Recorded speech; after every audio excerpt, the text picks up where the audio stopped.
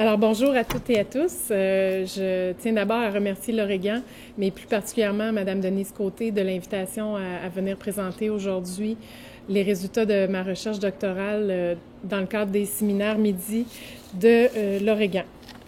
Donc la recherche, aujourd'hui je vais vous parler de la recherche que j'ai réalisée dans le cadre de ma thèse qui portait, comme Mme Lévy l'a indiqué, sur les situations de travail de femmes qui enseignent un métier traditionnellement masculin ou à prédominance masculine en formation professionnelle. Donc ma thèse était était réalisée sous la direction de Mme Céline Chatigny et Karen Messing, toutes deux professeurs de l'UQAM.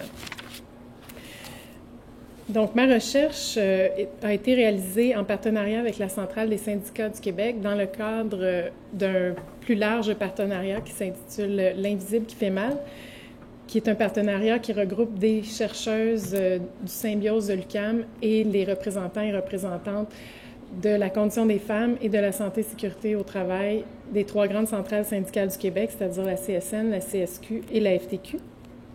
Et les recherches de cette équipe, l'Invisible qui fait mal, visent notamment à rendre compte, principalement en fait, à rendre compte des aspects les moins visibles du travail des femmes dans une perspective de santé au travail, mais également d'amélioration de leurs conditions de travail.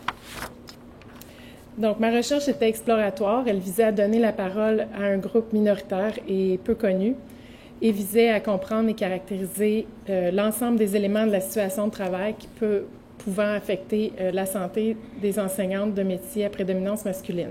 Donc, ma recherche est appuyée sur un cadre d'analyse de l'activité de travail développée en ergonomie et a impliqué des entretiens et des observations auprès de 12 enseignantes au profil diversifié, que ce soit en termes d'âge, d'expérience dans l'enseignement et dans le métier. Et ces femmes enseignaient 9 métiers à prédominance masculine différents et provenaient de 6 régions du Québec. Donc, avant d'aller plus loin, je souhaiterais faire une brève mise en contexte afin de décrire ce qu'est l'enseignement en formation professionnelle, puisqu'il implique des défis propres aux enseignants et enseignantes de la formation professionnelle et implique d'autres défis également pour les femmes qui enseignent un métier masculin, dont sur lequel la présentation va se concentrer.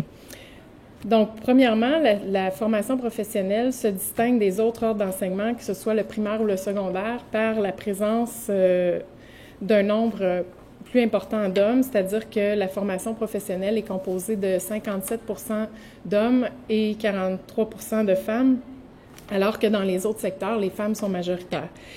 Ce qui est particulier également en formation professionnelle, c'est que les hommes et les femmes sont concentrés dans des secteurs distincts, à l'image du milieu de travail québécois.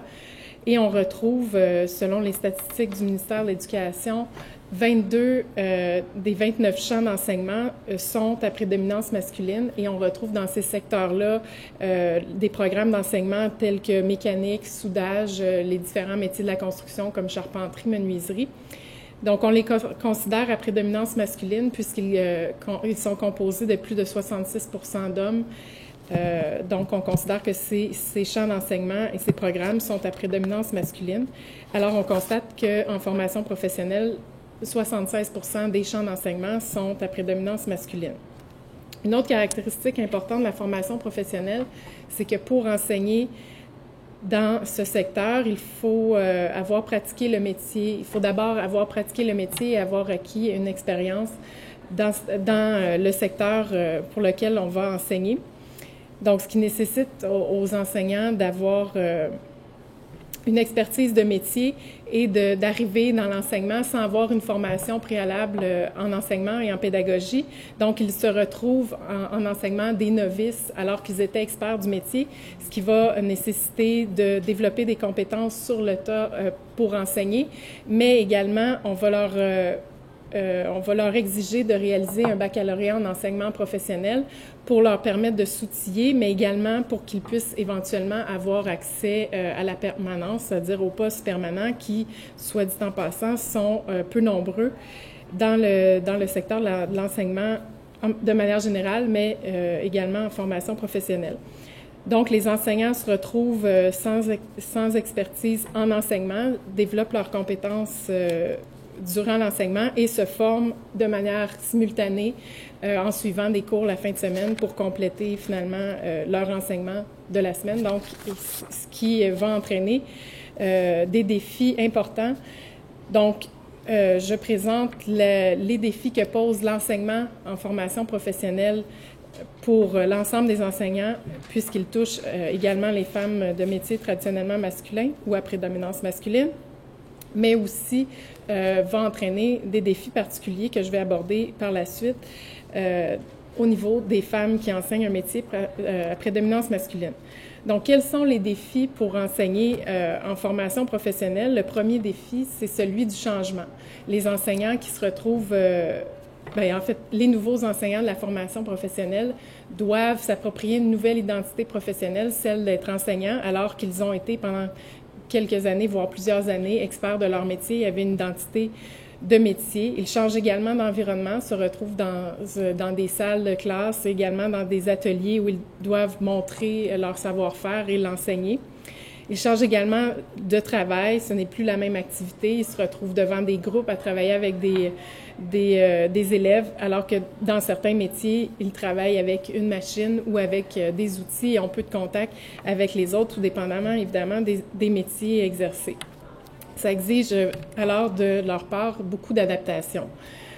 L'autre défi, c'est celui d'être enseignant comme tel, donc de se retrouver devant un groupe, de travailler, comme je le disais, avec des élèves, mais aussi de partager ses savoir-faire alors qu'on les développait dans le métier.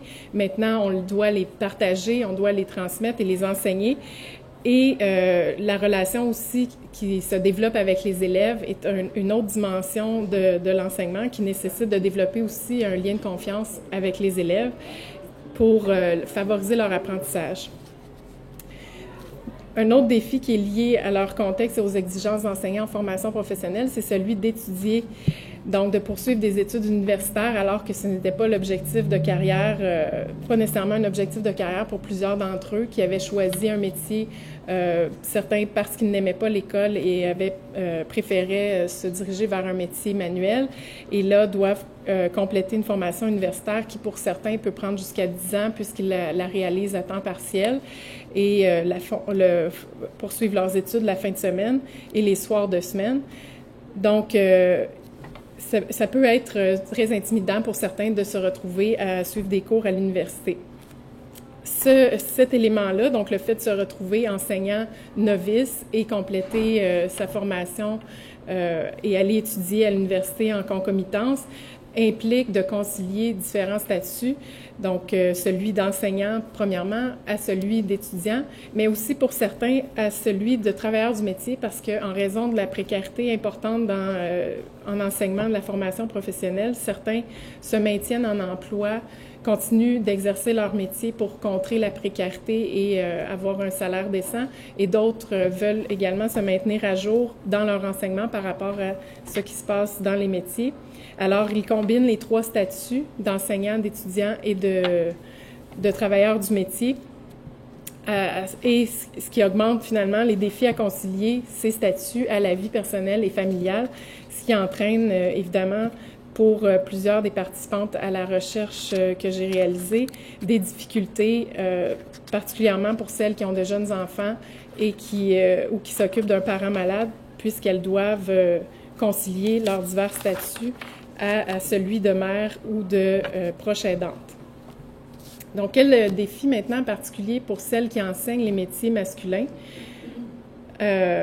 Donc, un défi supplémentaire s'ajoute à ceux finalement liés à l'enseignement en formation professionnelle, et c'est celui de surmonter les stéréotypes de genre qui sont fortement liés à la culture des métiers qui sont enseignés, une culture qui valorise la masculinité, la virilité, la force physique, et qui nécessite pour les femmes 3 choses sur lesquelles je vais me concentrer. La première, c'est de faire sa place au sein de l'équipe enseignante, mais aussi auprès de leurs élèves, d'établir leur crédibilité et également de la conserver auprès de leurs collègues et des élèves, et finalement de se défendre par rapport à certains comportements inappropriés qui proviennent soit des élèves ou de collègues.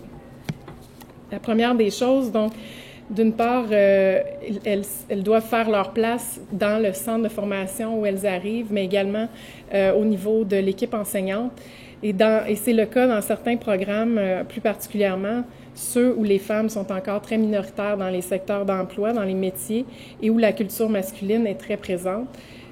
Donc, dans ces cas-là, ce qui a été observé et également rapporté par les enseignantes, c'est une forte hostilité par rapport à l'arrivée de femmes dans l'enseignement de ces métiers et à leur arrivée, puisqu'elles étaient les premières et les pionnières dans certains cas. À leur arrivée, il y avait de l'affichage pornographique dans la salle des profs ou même dans certaines salles de classe. Et elles ont dû finalement les faire enlever. Dans certains cas où ça se passait mieux avec la direction, la direction a fait enlever l'affichage pornographique, mais certaines ont dû composer avec ça à leur arrivée. Pour d'autres, ça a été un peu plus difficile. Comportements agressifs, propos sexistes, des propos qu'elles entendent souvent. Les femmes retournent à tes chaudrons, t'as pas ta place ici.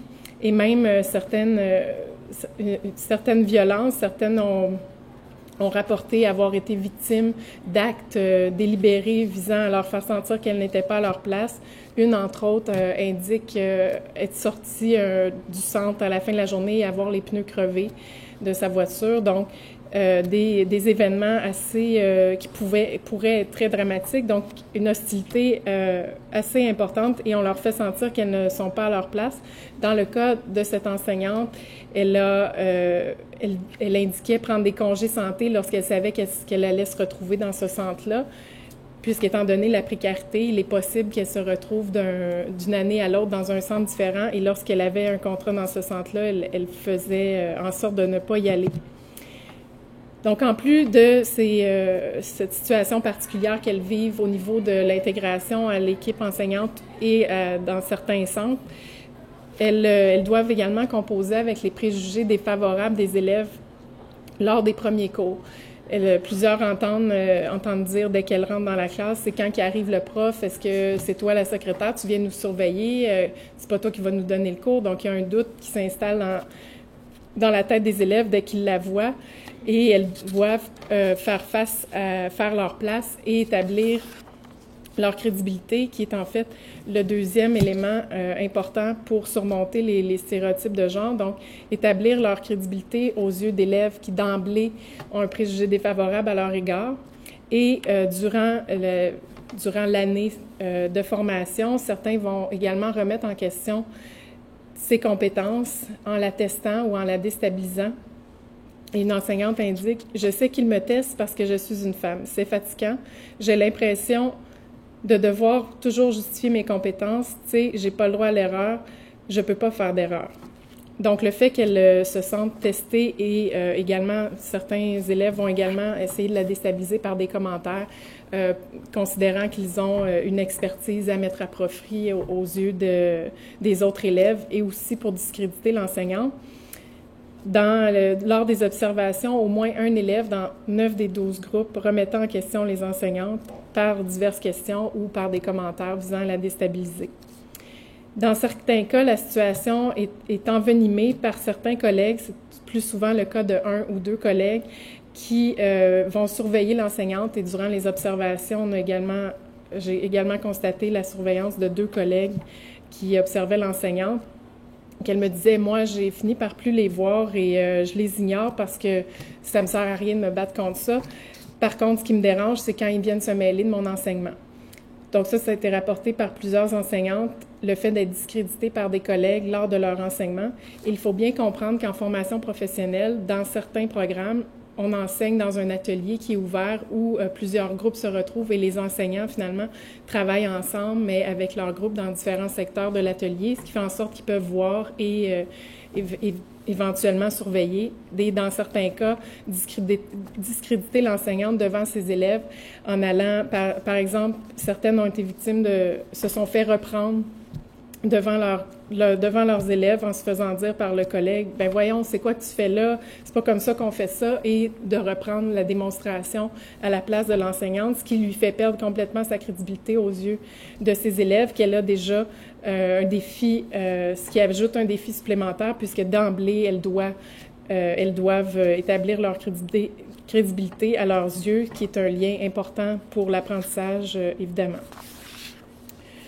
L'autre élément important, c'est le fait qu'elles doivent se défendre et souvent, elles vont être seules pour se défendre face à certains comportements inappropriés d'élèves. Dans un cas, une enseignante racontait s'être fait renifler les cheveux comme un chien renifle un morceau de viande et se faire dire par l'élève « Oh, tu sens bon ». Et l'enseignante de dire « Moi, si ça m'était arrivé sur le milieu de travail, je lui aurais donné une gifle, puis je lui aurais dit de s'en aller, puis même moi, je serais partie. Mais là, comme j'enseigne, si je crie ou si je me fâche, ça passera pas parce que je vais passer pour une hystérique. Donc, il faut que je sois calme, même si au fond de moi, je bouille et que je n'accepte pas ce comportement. » Et ça, c'est un événement, mais il y en a eu plusieurs autres racontés par les enseignantes qui montraient que des blagues sexistes ou des gestes à connotation sexuelle pouvaient affecter leur enseignement en le ralentissant, mais avaient également comme conséquence d'envenimer l'ambiance au niveau de la classe et des autres élèves. Donc, dans ces cas-là, les enseignantes essayaient de garder leur calme et la plupart du temps, lorsque c'était vraiment problématique, pouvaient sortir l'élève de la classe. Ce qu'il y avait de positif, c'est qu'elles se sentaient soutenues par leurs collègues qui la soutenaient dans la décision qu'elle avait prise auprès de l'élève en disant, en renforçant ce qu'avait dit l'enseignante et indiquant à l'élève, ça ne se fait pas. On ne tolère pas ça ici, donc si tu recommences ça, tu pourrais être sanctionné, même retiré du programme. Donc, par rapport à ça, elle se sentait moins seule.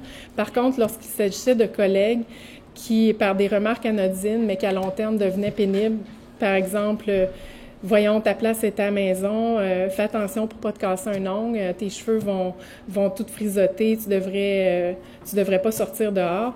Ces blagues à long terme pouvaient être vécues difficilement par les enseignantes et allant même certains enseignants avaient des propos agressifs à leurs endroits et comme je le disais tout à l'heure, c'est souvent le cas d'un ou deux enseignants où ça devenait plus problématique, c'est lorsque les autres collègues étaient témoins de comportements inappropriés.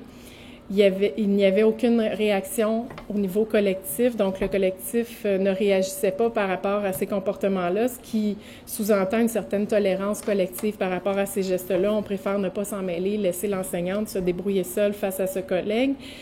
Et certains enseignants, eux, décidaient en privé et de manière individuelle apporter du soutien à l'enseignante en question en lui disant « Écoute, moi je suis là si tu as envie de parler », mais ne dénonçant pas nécessairement le comportement comme étant inapproprié du collègue. Donc, ainsi, les stéréotypes de genre nuisent d'une part à l'enseignement en ralentissant le déroulement du cours. On a observé qu'ils pouvaient causer de nombreuses interruptions, notamment les élèves que les enseignantes qualifient de petites Joe connaissants qui viennent perturber le déroulement du cours en posant des questions constamment et en faisant des remarques pour déstabiliser l'enseignante. Et ce qui nécessite plus de temps, la gestion de classe, en intervenant de manière disciplinaire aussi au niveau des comportements inappropriés. Donc, ça nuit à l'enseignement et ça nuit également au lien de confiance qui est nécessaire à l'apprentissage. Donc, comme je le disais tout à l'heure, le fait de devoir rétablir sa crédibilité et que celle-ci soit remise en question vient nuire au lien de confiance qui s'établit entre l'enseignant entre l'enseignante et ses élèves, ce qui a un impact important au niveau de l'apprentissage et de l'enseignement. Donc, ces stéréotypes-là exigent d'en faire plus et de ne pas faire d'erreurs. Et à ce sujet, les enseignantes, unanimement, disent toujours s'assurer de donner la bonne réponse, de la vérifier auprès de plusieurs sources et de sources fiables, que ce soit des collègues de métier ou dans des livres, pour s'assurer de ne pas dire une bêtise, même si souvent la réponse qu'elles auraient donnée était la bonne. Elles veulent s'assurer de ne pas faire d'erreur. Donc, globalement, les stéréotypes vont, par le fait même, contribuer à augmenter la charge de travail. Donc, en conclusion, je vais citer une enseignante puisque je trouvais que son propos résumait bien la situation. Alors, elle dit « Le problème, c'est pas d'enseigner, le problème, c'est tout le reste. C'est le fait de faire un bac, c'est le fait qu'on remette en question mes compétences. » En effet, le contexte, que ce soit au niveau des exigences pour enseigner en formation professionnelle par le fait de réaliser un bac, et que ce soit au niveau des stéréotypes de genre, contribue à la charge de travail, au niveau cognitif, émotionnel et même au niveau physique, puisqu'il peut entraîner des erreurs et éventuellement peut-être des accidents de travail. Donc, les enseignantes, pour contrer ces problématiques, déploient diverses stratégies, mais de manière individuelle et évidemment, à long terme, ces stratégies ont leurs limites puisqu'elles ne font que pallier aux véritables problèmes.